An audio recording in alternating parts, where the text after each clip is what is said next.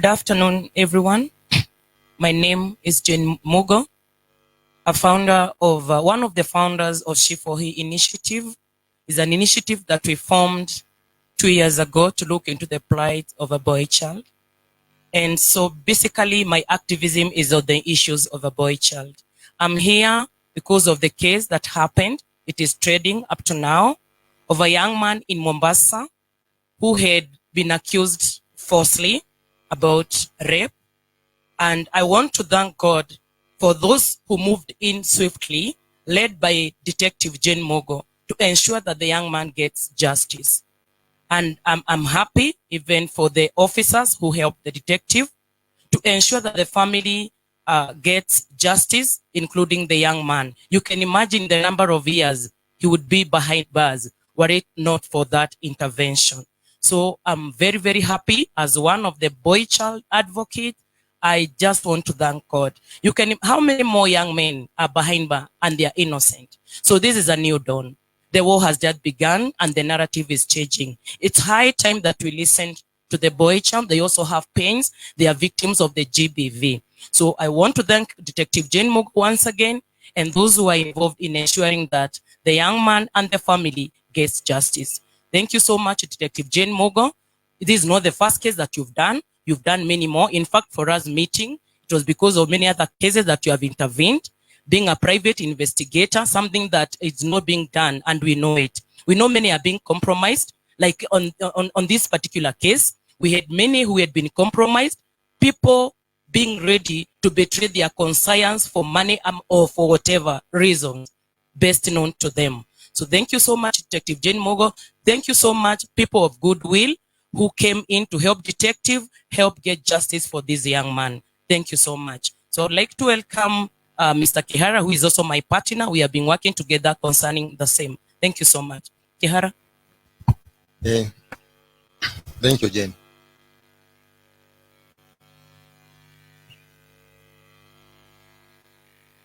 Majina ni Peter Kihara Adhoga, activist Kenya. Ni Mkenya, lakini tunapigania haki ya binadamu. Kama kesi kama ya watoto vile Jane amesema, uwe serikali inafuatilia vilivyo, kwa sababu mtu ameshika mtoto na hajashika mtoto, kwa hivyo anapelekwa jela. Lakini vile tunafanya hii kazi, tuko na challenges kama hiyo kesi ya Mombasa, hiyo kijana tayari ameachiliwa. Tuko na kesi zingine ziko kama Githunguri, kama kesi kama hii ya mzee huyu, kesi kama hii ya huyu mzee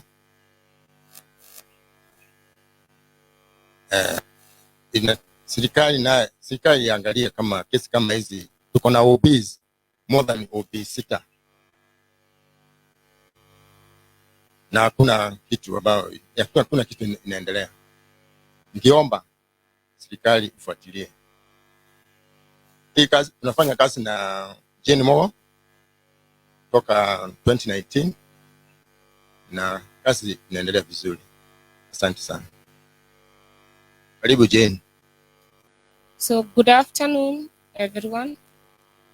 I think I have to remove my mask.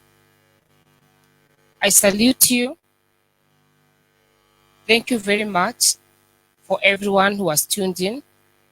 My followers, my family, I know you're watching me, other activists, my lawyers who are right now in court fighting a matter and they're not able to come here.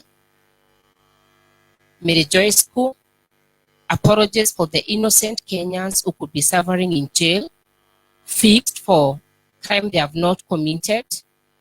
I spoke about this the first time I remember I was on the media is 2002 in Kirinyaga County.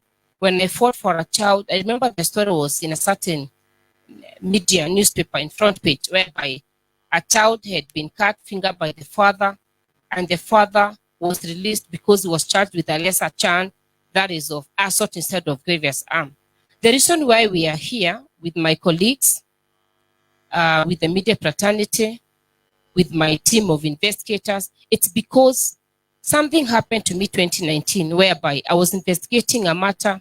The story is all over, was aired by the Citizen TV and the world. I was taken to court. The charges were dropped. People confessed how they were used by police officers who are still in offices. People from judiciary are still in offices.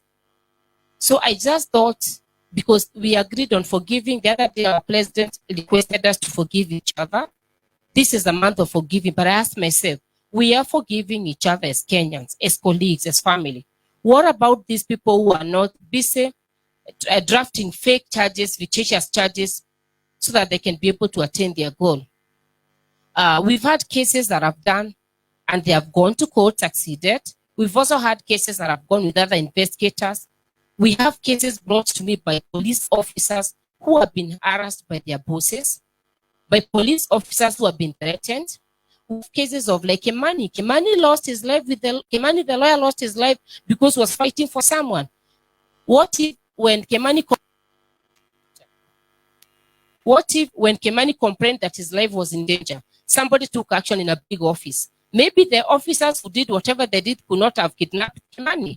So today I decided I need to speak as a patriotic Kenyan, as a CEO of Trimo Security and Private Investigators Limited, as an activist who have done cases with the Kenya Human Rights, investigated cases that are in public domain, who has worked with Clado Kenya, investigated cases they are in the public domain in Kenya and globally. It is good to speak about this so that in case anything happened to my life, anything happened to my colleagues, anything happened to the police who are right now being intimidated, it can be right. Specifically, the specific case I want to talk about, and many other cases, is a matter that I exposed the NTV, and I have no apology to make about that. The regional commander, Mombasa County, I respect you. You are the age of my father. I respect you, but I'm also asking you as a senior police officer in Mombasa, when a complaint is made against officers, can you take action and investigate the matter? Hizi vitisho mnatisha watu. I'm so much, give me that document. I have a document over here of a junior police officer who went to court and swore a fake affidavit that is in public domain by the name Millicent Ouko. Millicent is the same woman, when I was following up on the matter, who was mentioned as a suspect, as the woman who took the father and the children to the regional commander's office. We also have a lady by the name Elizabeth Kanze. She's still the same lady who called a doctor in Mombasa hospital, asking them to help the victim of rape and write the report the way they want to do. But I thank God the doctors refused to be compromised. I have the report from the doctor over here that says that, I think I need to, I don't know where is that document, but I have it over here. Maybe you can look at the document. The document from the doctor that says there was no penetration on that girl. There was no freedom on that girl. The girl was not raped, but I remember the doctor said on his report that the girl had some bruises. Bruises could have been caused by the walking. This girl walked from the stage. The CCTV cameras walked. So I got a phone call over the week and I've been told as no CS have been transferred to Garissa simply because the OCS campaign, let me be specific, because how do they transfer no CS because he said he's not going to sign a fake chance to go to court? Are you going to transfer? Are you going to intimidate the prosecutor and who advised the OCS and telling him, don't charge this suspect until investigation is done? And then ironically, after I exposed the NTV, after I exposed the regional commander of Mombasa, instead of apologizing, calling me and carrying out a thorough investigation reports to Kenyans, to his bosses, he has gone to an extent of calling the same very media, NTV, to tell them it happened. As a regional commander, a very humble question. Were you in that bus? You are telling us it happened. The investigation is going on. You sit in the office of the regional commander in Mombasa. How do you know that rape happened in the car, whereby there were 7 teachers who have recorded statement? We have 14 pupils who said that the girl was touching her private parts. Then anyway, you are telling people, the other day you told people to open Twitter accounts to attack Jane Mugo.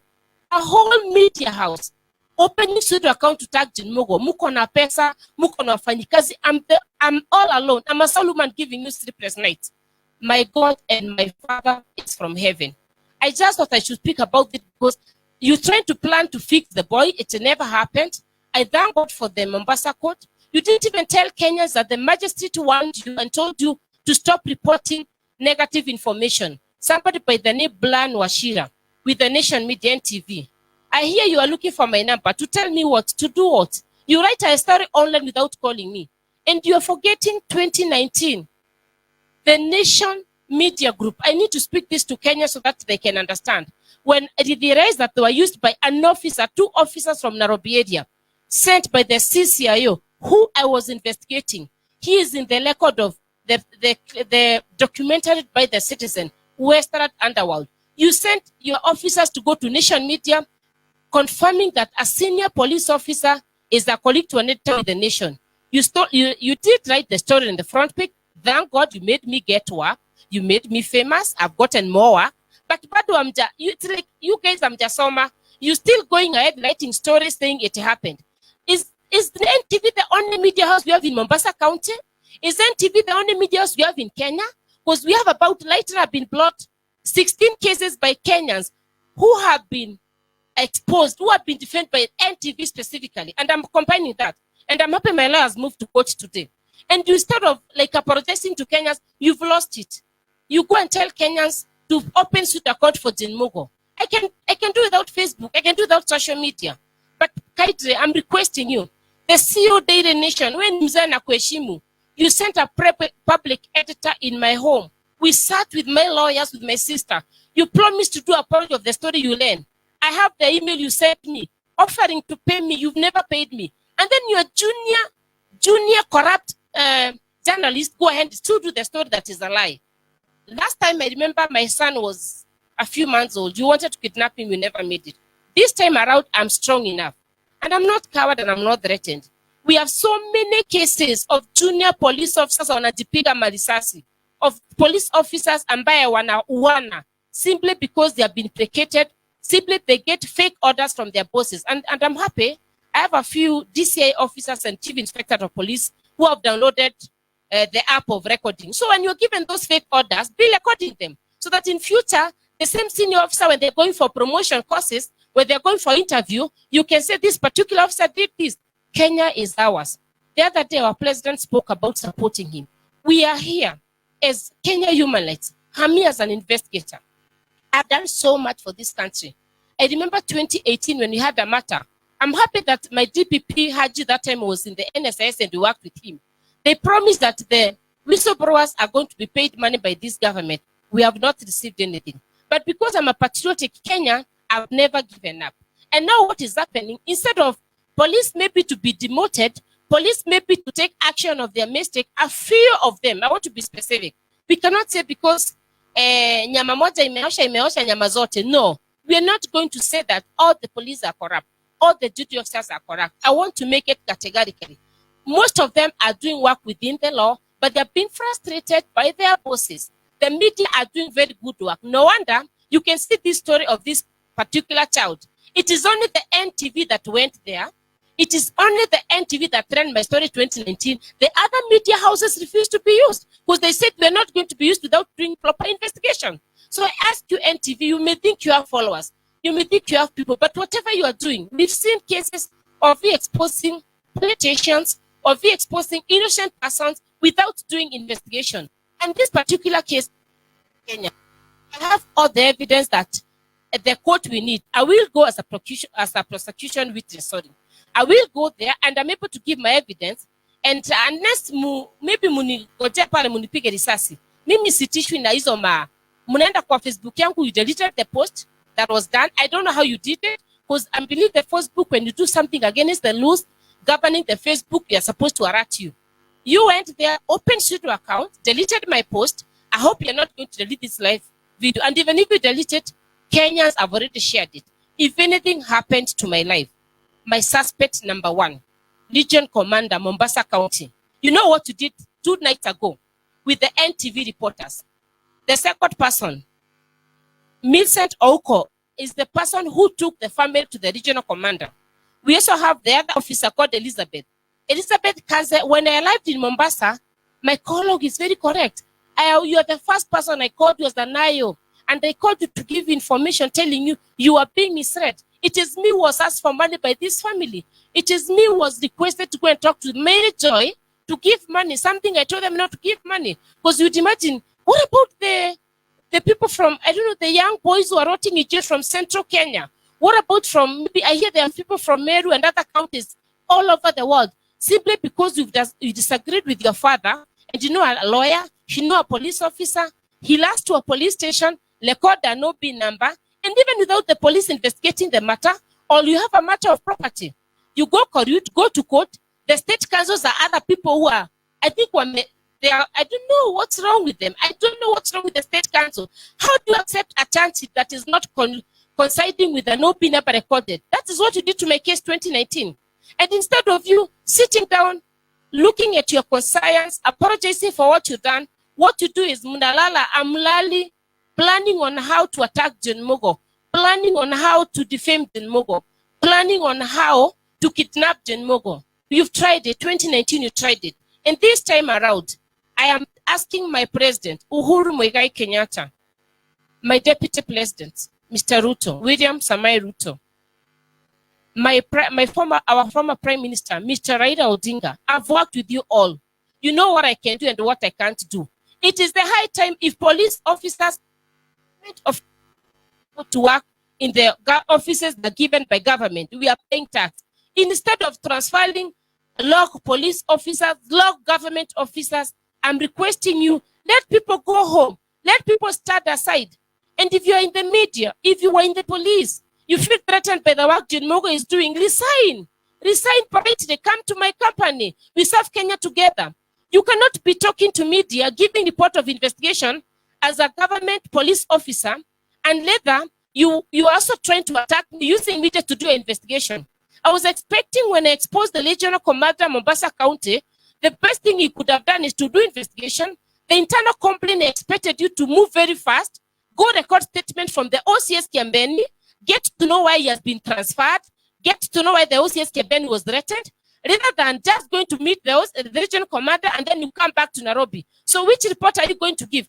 And no wonder somebody asked me this morning, how comes the police officer who complained a few months ago, is it a few months ago, the lady from traffic department, she comes from Mombasa County. There must be a problem in Mombasa County. I heard you in one of your briefing telling one of your, I don't want to mention, in one of your officers that you speak the same language the Inspector General of Police. Wacha kuvuruta Inspector General of Police kwa makosa yako. Carry you across. You did a mistake. The best thing you can do honorably to resign as Regional Commander Mombasa. The second thing is to have an independent body, a defendant body. You spoke to nation media and told them that you are doing internal investigation. Hey, that's a joke. How do you investigate yourself? You investigate yourself and you're the same person I mentioned as a suspect in this case, with a lady by the name Millicent, another lady by the name Elizabeth. How can you investigate yourself as a police officer? Step aside, resign. Kenyans, I'm asking you. I'm not inciting you. And I'm telling you it will happen. We are celebrating Madaraka Day the other day because our parents, our great-grandfather fought for justice in this country. If you don't, we keep on telling the politicians to resign. We keep on telling NGOs, government bodies to resign, and judges who have been mentioned. What about when police officers behave? What about when police officers, state councils are mentioned in corruption cases? Some of them are getting promotions. That is why we have people mentioned in different documentaries, and what they have done, they have gotten guts. Another day, a certain officer from the DCI was telling me he went to report a case, and then ironically, he was told that kwani KRA kimboni wewe umeibiwa. Imagine askari ambaye unajiita wewe ni CCIO. You are seated over there. Police wanakamata mtu kwa kodi, forging KRA pin, lighting a fake copy, and then you are senior officer. Unavaa uniform na uko na mandaraka, unauliza junior officer, KRA kimboni wewe umeibiwa. What does that tell you? President will continue complaining because of people like using Twitter pages, using madaraka zako kuliko kubali makosa. Mi mwenyewe, if I do a mistake on the tip of a person, I sit down, I listen together, I listen together, and I act on it, and if possible, I even apologize. But as an investigator, and then a senior one, not just an investor in Kenya. I'm an investor in Africa. I'm an investigator in global done cases in the public domain with other embassies, with other government offices. So when mwenyewe, you're trying to threaten me, saying, how do you investigate me because I exposed you, rather than asking me, Madam Mugo, the way I've been doing with other officers from the DCI, from the Office of the Judiciary, from the NGO, the government offices, the security. When I talk about something, they ask me and they're excited to hear what I have. But wewe sasa, nyinyi NTV na Legion Commander, munaenda baka kufungua fake account ndio muna report account yangu, ati I reported lies. I reported the truth, na nimeamua niongee leo in case anything happened to me. What I reported, what I exposed is true. I'm a woman who works with evidence. I'm willing to stand in court of law and say it's what I did. But because the matter is in court, and I want to respect our judiciary, I do not want to speak about it. But my closing remarks. So many innocent Kenyans are suffering in jail. Tafadhali, the police officers, the judicial, the lawyers, the magistrate, stop sending innocent Kenyans to jail. If a matter comes to you and you feel that there are some gaps, be firm. Say that your court is not going to be used. Let us have an independent body. People like we have other private investigators. Let the matter be investigated. But I cannot mention the police officer from Kiambeni, another from Legion Commander office as a suspect, and then you are telling us in the middle you're investigating yourself. Utaenda kutoa data yako. Utatoa data. The fact means Elizabeth alipigia daktari Mombasa County amsaidia watoto. Huyu mtoto ako innocent, alitumika vibaya. Kuna watoto ambaye wanasema walikuwa kwa gari na ule mtoto. Statement yenyewe inasema mtoto alikuwa anatesa na watoto kama 6. Then the father goes record a note of saying the child was alone in the bus. Mary Joy may not have a godfather. Jane Mugo may not have a godfather. Many Kenyans, police officers I know, many people, judicial officers intimidated I know may not have godfather. But I'm encouraging Kenyans, my followers, my viewers, thank you for trusting in me. Thank you, Clado Kenya. Thank you, Kenya Youth for trusting on me. Thank you, Mary Joy. Thank you, the ones who have trusted on me and my work and believed in me. But I'm one woman. I am not going to resign. I'm not going to retire. I only my words to them. If you are a police officer, if you are in the media and you think maybe where you are, you're not being paid well, come work as a private investigator. But you cannot be going to do investigation, unakibia na camera, unapiga picha, the foreign the story is on here, without even going to the school, without even confirming the allegation, simply because money exchange hands, simply because there's somebody who think Mary Joy is a threat in Mombasa County, and they think that the only thing we can do is to say Mary Joy normally employ people without background check. I'm confirming this. I am one of the person who was approached to do background check for Mary Joy after this incident. And all the officers employed in Mary Joy, the teachers, the drivers, the conductor have a certificate of good conduct. Unless you are telling us the certificate of good conduct given by the DCI are fake. So Kenyans, be strong. Don't be intimidated. Don't be coward. My children, last time when I was put in the newspaper, were young. My firstborn son was telling me this morning, is big enough to fight for this. And even if you try to intimidate me, anything happened to me, I have the suspect. I've shared the recording. I've shared the reasons I know. The 2 officers, one from Nairobi County as CCIO, the other one is the region commander from Mombasa County, and 2 of them, you are after my neck. But let me tell you, you cannot reach me. I am covered by the blood of Jesus. Thank you, my overseer, Pastor Susan Mudhoni, for praying for me this morning.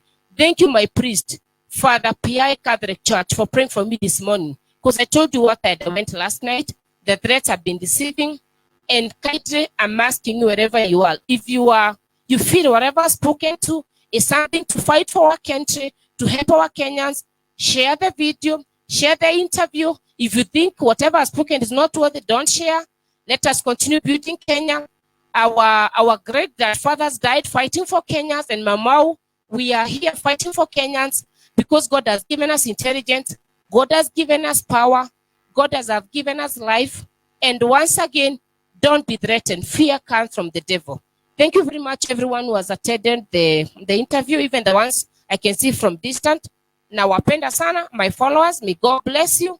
Even the media personalities who attended this interview, I appreciate you. Kenya is ours. Today is Jane Mugo. Tomorrow is your brother.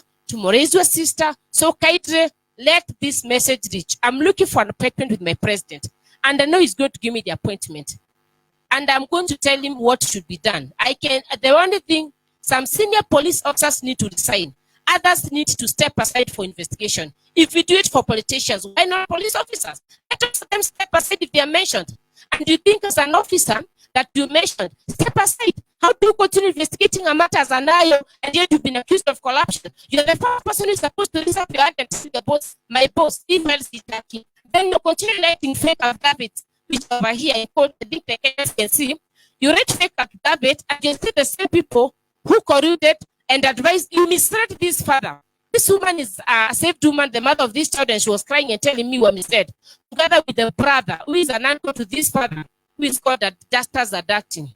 In the advertisement after what I did, how do you go ahead, Chef David, and know you are, to me, you are suspect because you are supposed to be at the investigation. And then there you are, Lamlali, Mukifuata, Jane Mugoh. Then you're calling only NTV. Why not other media sources in Mombasa in Kenya? Simply because NTV have taken them to court. I have a matter with them in court. We are waiting for hearing so that they can be able to pay my damages. Na bado mko na nguvu ya kuendelea kuhear this story. And the magistrate also warned you. So the only reason I've spoken about this story is because my life is in danger, but I'm not threatened about my life being in danger. It's not the first time. 2019, I think I was scared, I cried. Today I'm smiling at you. I'm not crying because you made me stronger. You gave me lemon. I made lemonade from it. When the BBC came to interview me, I remember they also went to interview other investigators from Uganda, from South Africa, from Rwanda, from TZ, but they only chose to air Jane Mugoh. Instead of you, media personality, a few, appreciating that I was chosen by BBC, you are there making memes and to at night, thinking that the memes were going to bring me down, but they made me strong. Thank you. We have the media personalities. We have people who have been there trying to tell Kenyans my story. Thank you, MC Jesse. Thank you, Jalango. When shemeji yangu, asanti kwa kujaribu kunipigania. Arai, asanti. Everybody else who shared the story, Kawachungu, shared the story as it was. Thank you, Pombe Makufuri. Thank you, Chichil. Thank you, my staff. Thank you, everyone. Thank you, Mr. Itombe. I cannot thank you. Thank you, my followers, many times for sharing the story and telling the Kenyans what is happening. Thank you. Thank you so many. I'm not able to thank you, but Kenya is ours. I am not going to die on my knees because of somebody who has committed offense. I am going to die on my knees studying for the right. I'm not intimidated and love you so much. And I want to remind you, I'm a single mother and my husband comes from God. My husband is God and he's the one who fights for me. Kwa hivyo hizo vitisho mkonazo muache. And if you're deep sure you will never colluded, give this file to independent body so that Kenyans and the world can know the truth. This is just a minor, one of the cases people are sent to jail and they're innocent. I have many more I've already shared so that in case of anything happened to me, you are known. Asanteni sana, na wapenda sana, good afternoon, enjoy your evening, na tuko hapa nyumbani, hatuna haraka ya kwenda nyumbani, na tutishwi na mtu, lakini heshimu sheria, na ninawapenda sana and we love Kenya. Na mimi siwezi nikakuwa any other person. My calling is to fight for the people who are placed. My calling is to do investigation. So if you think I'm too much on media, kuja nipatie kazi ya kufanya. I do that because that is my calling. I've tried to be a nun. I've tried to be a businesswoman. I've tried to be so many things in this country. Nimeshindwa. I'm only back to fighting for the oppressed. I'm only back to serving God, serving community, serving the oppressed. And I want to remind you, it is my calling and you can't steal anything from me. Unaweza kuja unipige risasi, lakini huwezi ukaiba ile intelligence na kipawa Mungu amenipatia. Kwa hivyo tafadhali watu waamke. Now, you police officers, thank you very much for coming to visit me and telling me and studying form. To the OCS Kibieni, thank you very much for being given transfer into Garissa and accepting to go. But I want to encourage you, my brother, and many other police officers. Bali na rushangwa sipo inaanguka. I don't know the language to use that. I don't know who can teacher. You can be able to tell me, ukitaka kusema kitu pali, parembego eka watebegwaga. What do you say that? Maybe you can help me. I want the Kenyans to understand that point. Maybe you can tell them. Okay.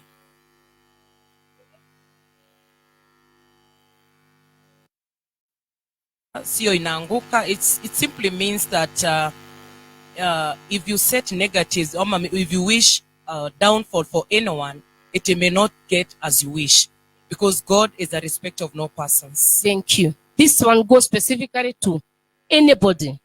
I'm not just talking to the OCS campaign, because there are 6 OCS in Mombasa County who have been transferred by the region commander as a cover-up, so that he can be able to say nimetransfer, nimefanya watu wengi. I'm talking to anybody over there, be it be your hustler, be it be your leader, be it be your magistrate, be it be your media personality, be it be you an activist, be it be you are in an office and as an accountant. You could be working as in KRA. You could be working as an activist. You could be working as a boda. You could be working as a conductor. Anybody. If somebody, something you've not done, be encouraged. Be strong. The only thing that you can do is to kneel down to criminals. The only thing is to accept that umeshindwa, and the only thing that you can do, it is to give criminals, to give these people who call themselves fixing themselves a room. Let us say no to oppression. Release the innocent person suffering in jail because of poor investigations done by poor investigators, giving false information to their bosses. Imagine my closure. Imagine my Inspector General of Police, the DCI Kenya, our PS, our CS. You keep telling Kenyans you are there acting or not protecting anyone. Can you move very fast and investigate that Mombasa case and many others that have been come, so that we can be able to confirm to Kenyans that it is really happening and it has been happening? I've managed to visit a few prisons a few months ago, and people are really suffering. Innocent. Julitisha baba yako shamba, ama mulikosana na bibi na bwana akakufix. God bless you. I love you so much. Nikiamua kuongea, naweza ongea the whole evening. So, asanteni sana. Niko na maneno mingi, lakini mdomo yangu iko na maji. Thank you very much. Love you. I salute you guys.